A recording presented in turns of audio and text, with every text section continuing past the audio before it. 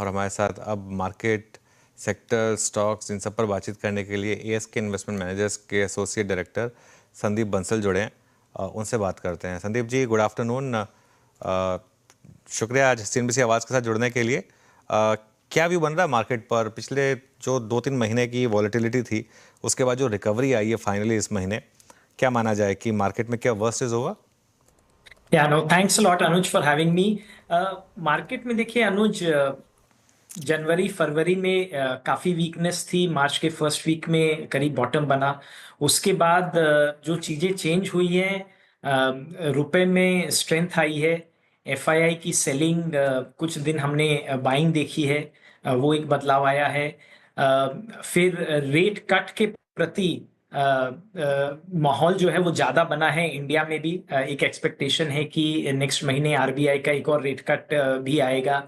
तो मार्केट जो है एक ग्रोथ रिस्क की तरफ जहां मुड़ रहा है, तो वहां पे थोड़ी लिक्विडिटी कंडीशंस भी जो हैं वो ईज हुई हैं। फिस्कल और मॉनेटरी पॉलिसी दोनों ग्रोथ के प्रति सपोर्टिव हो गई हैं। अभी जो एक बड़ा रिस्क अनुज मार्केट में बना हुआ है वो है अराउंड टैरिफ्स कि 2 अप्रैल को क्या होगा। उससे रिलेटेड अनिश्चितता जो है वो बनी हुई है। फंडामेंटली अगर हम देखें तो इन 9 महीनों में निफ्टी की अर्निंग्स ग्रोथ करीब 4 से 5% रही है on a Y basis. Q4 में भी अर्निंग्स ग्रोथ की एक्सपेक्टेशन लगभग उसके आसपास ही है। पर management commentaries, growth outlook for next year, वो काफी इंपॉर्टेंट है। उसमें जो ग्रोथ का माहौल है वो लग रहा है कि इम्प्रूव होगा, बिकॉज गवर्नमेंट की स्पेंडिंग इम्प्रूव हो रही है। बजट में जो टैक्स कट्स दिए गए हैं उससे कंजम्पशन को एक बूस्ट मिलेगा। आरबीआई ने जो मैक्रो प्रूडेंशियल नॉर्म्स की ईजिंग करी है, that is also growth supportive. जो रेट कट्स हैं that is also will be helpful for growth. But the global environment जो है वो जो अनसर्टेन है, उसको तो हमें जैसे जैसे वो अनफोल्ड होगा वैसे डील करना पड़ेगा। नहीं, जैसे कि आपने कहा कि ग्लोबल मार्केट्स में जो अनसर्टेनिटी है और पॉलिसीज़ जिस प्रकार से टैरिफ्स जिस प्रकार से आपकी पॉलिसीज़ को प्रभावित करेंगे, किसी भी देश की, हमारी भी। अभी आप एग्जैक्टली यहाँ से आगे चलते हुए अपने पोर्टफोलियो में किसको ज़्यादा तवज्जो देना चाहेंगे, जिनका ग्लोबल मार्केट से सरोकार काफ़ी हमें, फॉर इंस्टेंस चाहे वो फार्मा हो, चाहे वो आईटी हो या मेटल्स हो, आप क्या डोमेस्टिक पे ज़्यादा फोकस करना चाहेंगे यहाँ से आगे चलते हुए? For instance, I am just putting instance of FMCG. Price crack बहुत हो चुका है मेरे ख्याल से। अक्टूबर, नवंबर, दिसंबर, जनवरी, फरवरी, मार्च, 6 महीने में not a significant pull back, और सामने आपका रिजल्ट सीजन, सामने आपका मानसून खड़ा है। डोमेस्टिक और एक मतलब घरेलू इकोनॉमिक्स जुड़े जो सेक्टर्स हैं, उन पर आपका व्यू क्या है इस वक्त? वीरेंद्र जी, आपने अच्छा सवाल पूछा है। जो हमारे पोर्टफोलियोज हैं उनका कंस्ट्रक्शन कुछ ऐसा है कि डोमेस्टिक घरेलू इकोनॉमीज फोकस्ड जो स्टॉक्स हैं, उनका परसेंटेज और एक्सपोजर हमारे पोर्टफोलियोज में ज़्यादा है। ग्लोबल लिंकेजेस वाले जो सेक्टर्स हैं, उनका एक्सपोजर रिलेटिवली कम है। आईटी में बिकॉज ये एक अनसर्टेन एनवायरनमेंट है यूएस में, उसके कारण डिस्क्रेशनरी स्पेंडिंग वो थोड़ी सी इम्पैक्टेड रह सकती है। आईटी वैसे भी एक हाई ग्रोथ सेक्टर नहीं है, और बिकॉज ऑफ द इन्वायरमेंट हमें लगता है कि ग्रोथ में इम्पैक्ट आ सकती है। इसीलिए आईटी में हम उतने ज़्यादा एक्सपोज्ड नहीं हैं। जहाँ तक फार्मा की बात है, वहाँ हमारा व्यू पॉजिटिव ही है। फार्मा में इंडियन कंपनीज यूएस के जेनेरिक मार्केट का करीब 40% प्लस होल्ड करते हैं, और ये एक ऐसा स्पेस है जो एसेंशियल कैटेगरी में आता है। तो इस पे हमें लगता है कि टैरिफ्स का इम्पैक्ट हमारी समझ में उतना नहीं आना चाहिए। वैसे भी इंडिया यूएस में आने वाले कुछ महीनों में एक बायलैटरल ट्रेड एग्रीमेंट अनाउंस होगा, जिस पे ऑलरेडी काम चल रहा है। हमें लगता है कि इंडिया जो है वो रिलेटिवली अकोमोडेटिव बिहेवियर अपनाएगा। हम उतना रिटेलिएट नहीं कर रहे हैं। हम कुछ उनकी बात सुनेंगे और होपफुली वो हमारी कुछ बात सुनेंगे, एंड वी विल हम लोग को एक अच्छी ट्रेड डील की आशा है, तो ऐसे उसमें जो एसेंशियल सेक्टर्स हैं शायद उन पे उतना बड़ा इम्पैक्ट वैसे भी नहीं आना चाहिए। डोमेस्टिक सेक्टर्स में हमें डिस्क्रेशनरी कंजम्पशन अच्छा लगता है। इंफ्रास्ट्रक्चर मैन्युफैक्चरिंग ओरिएंटेड सेक्टर्स जो हैं उनमें भी एक अच्छा करेक्शन आया है।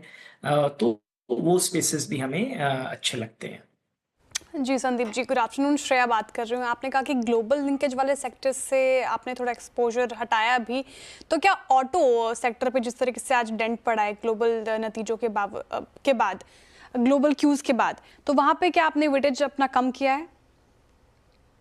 Good afternoon Shreya. ऑटोज में हमें जो स्पेस पसंद है with in the auto space, हमें वहाँ पे टू व्हीलर्स ज़्यादा पसंद है। उन टू व्हीलर्स में भी हमारे पास जो एक्सपोजर है, जो हमें जो स्टॉक्स पसंद है, उनमें वो ज़्यादा हैं जो डेवलप्ड मार्केट्स में उनकी उतनी एक्सपोर्ट्स नहीं हैं। तो उस हिसाब से वहाँ हमें लगता है कि ग्रोथ मेंटेन रहेगी। जो ऑटो का ओवरऑल स्पेस है वहाँ पे कुछ एंसिलरी कंपनीज हैं और टू व्हीलर ओरिएंटेड स्टॉक्स हैं। वहां पर क्या कुछ भी इम्पैक्ट नहीं होगा ये आज के दिन में कहना मुश्किल है। हो सकता है वहां पर भी कुछ इम्पैक्ट हो, पर वहां पर इम्पैक्ट उतना ज्यादा नहीं होगा हमारे हिसाब से। एटलीस्ट हम जो स्टॉक्स ओन करते हैं उनमें हमें ऐसा लगता है। और जैसे श्रेया अभी हमने डिस्कस किया, कुछ न कुछ एक ट्रेड नेगोशिएशन के जरिए इंडिया शायद एक वर्कआउट कर पाएगा कि जहां पे उतना बड़ा इम्पैक्ट शायद हमारी इकोनॉमी पे नहीं आए जितना बाकी इकोनॉमीज पे आएगा। भले ही हमारा ट्रेड टैरिफ डिफरेंशियल काफी है, पर यूएस को अगर कंज्यूम करना है तो कहीं ना कहीं से वो इंपोर्ट करेगा, और शायद जो उसके बड़े ट्रेडिंग पार्टनर्स हैं उन पे ज्यादा इम्पैक्ट आए। हम जो हैं हम 10th लार्जेस्ट हैं, हम टॉप 3 में नहीं हैं, तो हमारे प्रति शायद उतनी उतनी ज्यादा टैरिफ्स का इम्पैक्ट शायद ना आए।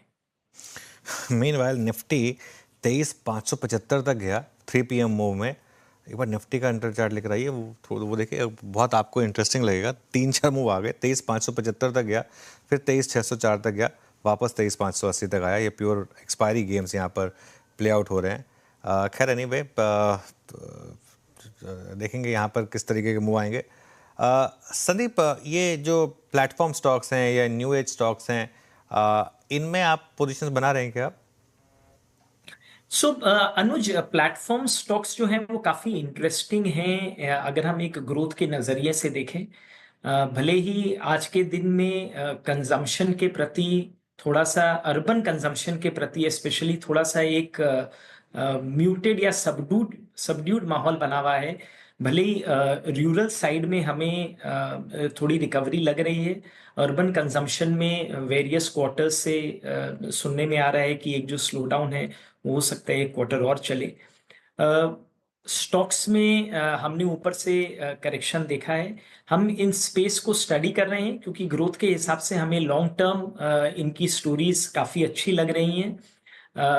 वैल्यूएशंस जो हैं वो एक थोड़ा सा इन स्टॉक्स में चैलेंजिंग हो जाता है बिकॉज मार्जिन्स जो हैं वो थिन हैं और अभी भी इनके कुछ कुछ बिजनेसेस बिल्ड आउट फेज में हैं। तो बिल्ड आउट फेज में जहां इन्वेस्टमेंट्स की जरूरत होती है और जहां पे एक कंपटीशन बढ़ रहा है, तो इनकम्बेंट्स के अलावा कुछ अनलिस्टेड प्लेयर्स भी हैं वो हेविली इन्वेस्ट कर रहे हैं। कुछ एग्जिस्टिंग प्लेयर्स जो ऑफलाइन स्पेस में ऑपरेट करते हैं वो भी ऑनलाइन वाले इस क्षेत्र को इवैल्यूएट कर रहे हैं।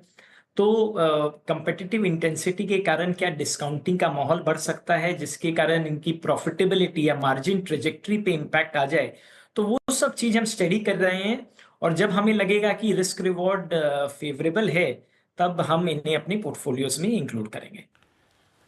ओके, अच्छा सर संदीप जी, मैं एक चीज़ और आपसे पूछूं। I mean again considering that same concept, domestic markets, domestic demand और हमारी बाइंग हैबिट्स, और उसके अंतर्गत मैं एक स्पेस और जिसमें शायद लोगों ने पैसा बनाया भी और पैसा हायर लेवल्स पे भी बना और सस्टेन रहा।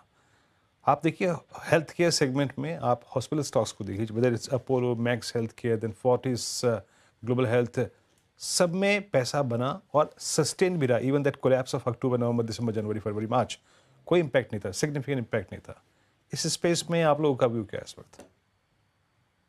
तो हॉस्पिटल्स के स्पेस में वीरेंद्र क्या हुआ है कि जो एवरेज रेवेन्यू पर ऑपरेटिंग बेड है वहाँ पर लास्ट कुछ सालों में एक अच्छी बढ़त आई है। और हॉस्पिटल्स का जो केपेक्स साइकिल था, अब उन्होंने वापस इन्वेस्ट भी करना चालू कर दिया है इन ग्रोथ। हॉस्पिटल्स में आने वाले समय में भी हमें लगता है एक डिसेंट ग्रोथ ट्रेजेक्ट्री जो है वो मेंटेन रहेगी। हॉस्पिटल्स में हम पहले कुछ एक स्टॉक्स ओन करते थे जहां पर हमें वैल्यूएशन कंफर्ट लगता था, पर ये स्पेस में एक वैल्यूएशन रन अप एक अच्छा आया था अर्निंग्स ग्रोथ के साथ में। और अब हम इस स्पेस में from a valuation stand point उतने कंफर्टेबल नहीं हैं। जब अगर मार्केट में एक अपॉर्चुनिटी आएगी तो हम इसमें जरूर इन्वेस्ट करना चाहेंगे, क्योंकि लॉन्ग टर्म ग्रोथ प्रोस्पेक्ट्स के हिसाब से ये बहुत ही अच्छा स्पेस है। अर्निंग्स ग्रोथ भी स्ट्रक्चरल है, हाँ, पर वैल्यूएशंस जो हैं वो थोड़े से अब उतने कंफर्टेबल नहीं रहे हैं। ठीक है, तो हेल्थ केयर स्पेस के वैल्यूएशन थोड़े कंफर्टेबल नज़र नहीं आ रहे हैं आपको संदीप जी, लेकिन ये कैपिटल मार्केट स्टॉक्स काफ़ी चर्चा में है, अच्छी खासी तेज़ी इसमें भी देखी गई। इनफैक्ट आज के सेशन में ही देख लीजिए आप, BSE, M6, कैम सारे स्टॉक्स में रौनक है। यहाँ पर क्या व्यू रहेगा आपका? वेटेज बढ़ाया क्या आपने यहाँ पे? सो अगेन इन स्पेस में श्रेया क्या हुआ है कि अगर हम ऊपर से देखें तो एक अच्छा फॉल आया है। ऑब्वियसली ये स्पेस में मार्केट सेंटिमेंट्स का भी एक इम्पॉर्टेंट रोल रहता है, क्योंकि जब मार्केट में लिक्विडिटी कम हो जाती है, टर्नओवर कम हो जाता है, या मार्केट में एक तो गिरावट आती है, तो MTM और प्रॉफिटेबिलिटी ये सब थोड़ी सी इम्पैक्टेड हो जाती है। तो उस वजह से भी इन स्टॉक्स में कई बार मार्केट करेक्शंस में ज़्यादा फॉल आ जाता है। ये स्पेस में हमारा कुछ एक्सपोजर है, गिवन यहाँ पर एक जो करेक्शन आया है वो अच्छा करेक्शन है, और अर्निंग्स ग्रोथ एक डिसेंट लेवल पर हमें लगता है आने वाले सालों में कंटिन्यू रहेगी।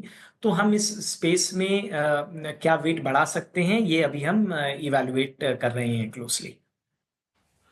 तो सर बहुत बहुत शुक्रिया संदीप जी, आप इस कार्यक्रम में शामिल हुए। सभी सेक्टर्स पे बहुत ही, आप देखें, अच्छे से बातचीत हुई आज, अपना नज़रिया आपने रखा, बहुत बहुत शुक्रिया। और